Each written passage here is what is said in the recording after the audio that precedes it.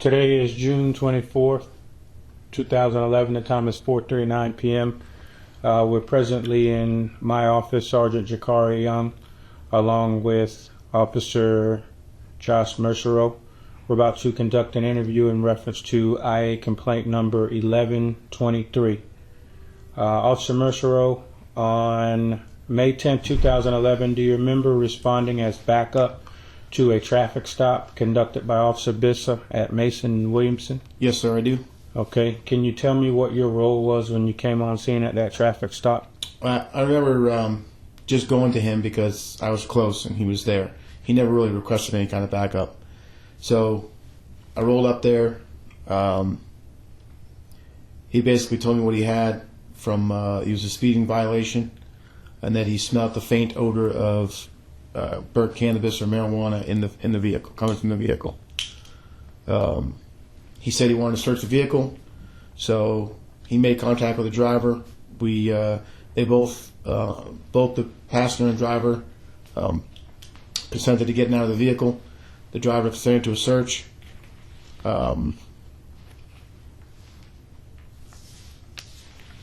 As Officer Bissa searched the vehicle, the passenger was very relaxed. On a pat down on the passenger, I found quite a bit of money on his person, in his pocket, which wasn't a huge deal. The driver was very nervous. The driver was very visibly nervous. He was watching what Bissa was doing. He was not paying attention to me at all. I was trying to talk to him just consensually, and he wouldn't look at me at all. To the point where, about halfway through Officer Bissa's search of the vehicle, he started to shake uncontrollably. His hands were, he was visibly shaken. Like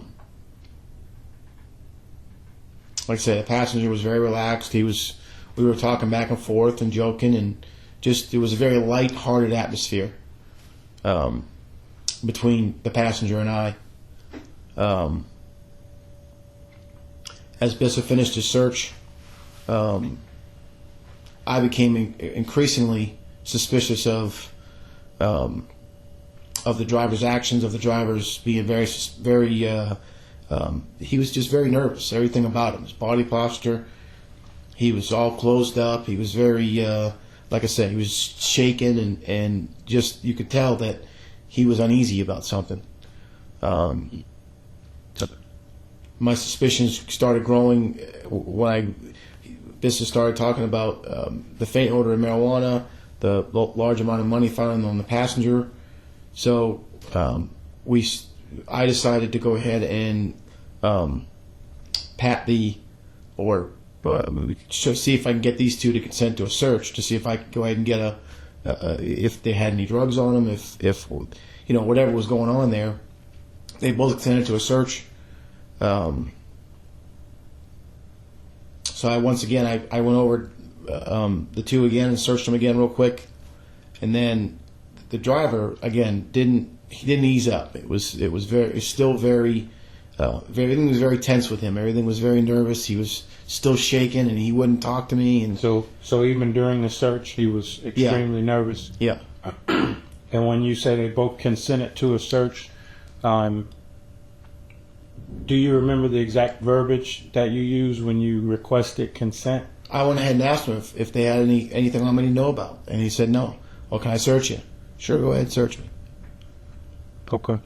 So it was, maybe those weren't the exact words, but that was the general gist of it, is that both of them consented to a search. Okay.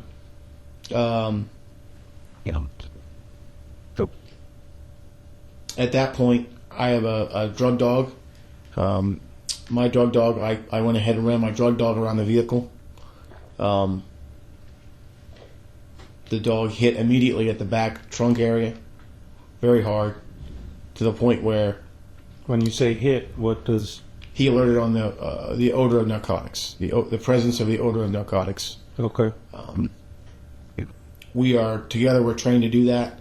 He hit on that back end of that car.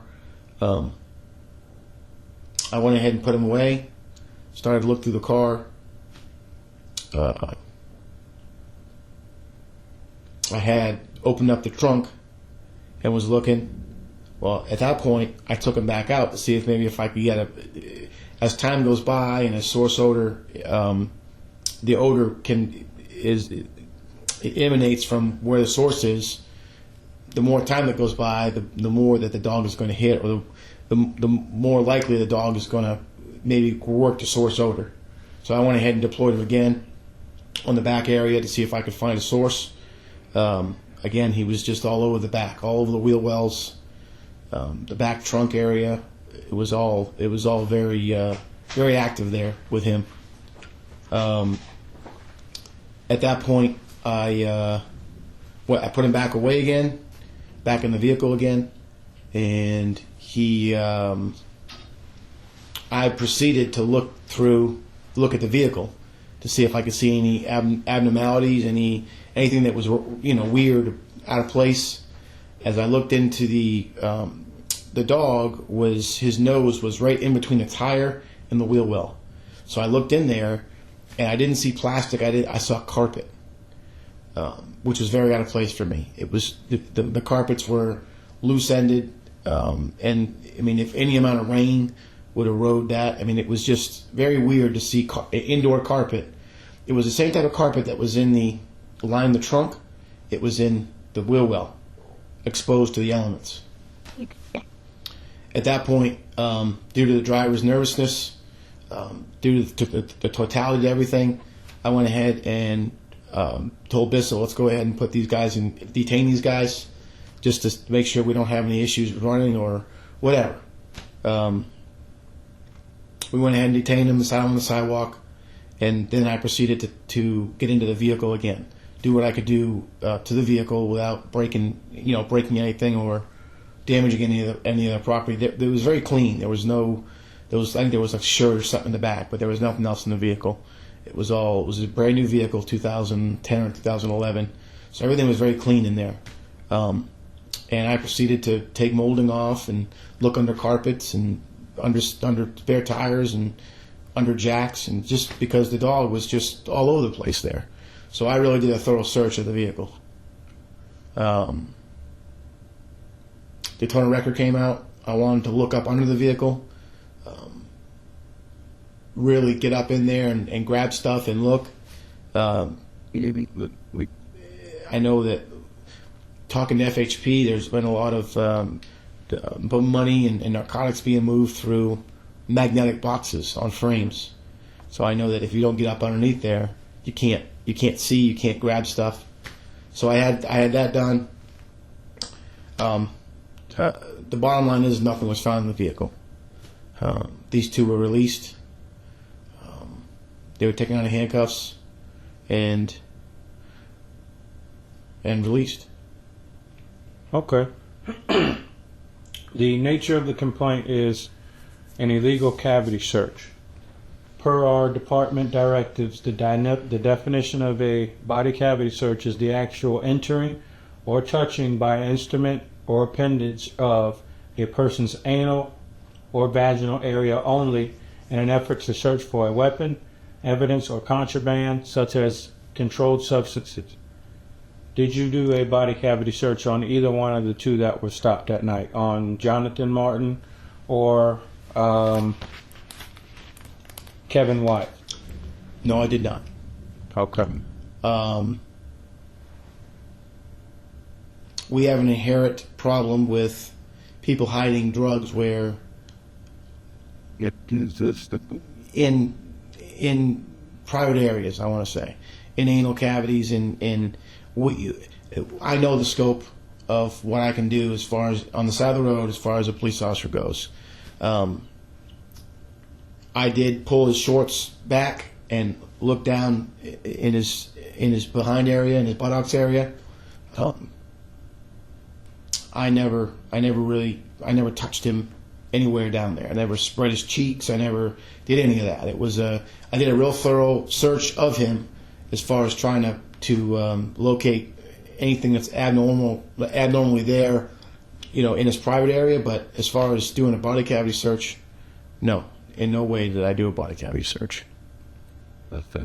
Okay. I don't have any further questions. Was there anything else that you want to add that you think would help out in the investigation, or? No, other than the fact that it was very lighthearted on scene. My dog was barking. They were commenting on the dog. I know I heard Mr. Martin, I believe it is. I heard his testimony or his recorded tape, and there was a lot of joking going on. And when I said, "Do you guys want to run?" it was a mere joke. They knew it was. We laughed about it at the time. Oh, hell no, we're not going to run with that dog there. It was like I said, it was between the passenger and I. We were acting like friends. I mean, it was a very lighthearted, joking atmosphere between us. And I was doing that for a bunch of reasons, but I mean, there was never any malice toward him at all. So I just wanted to say that. I know I heard his recording. I heard his interview. So Okay. I have no other questions. I'm going to go ahead and conclude the interview. The time is now 4:50 p.m. Thank you.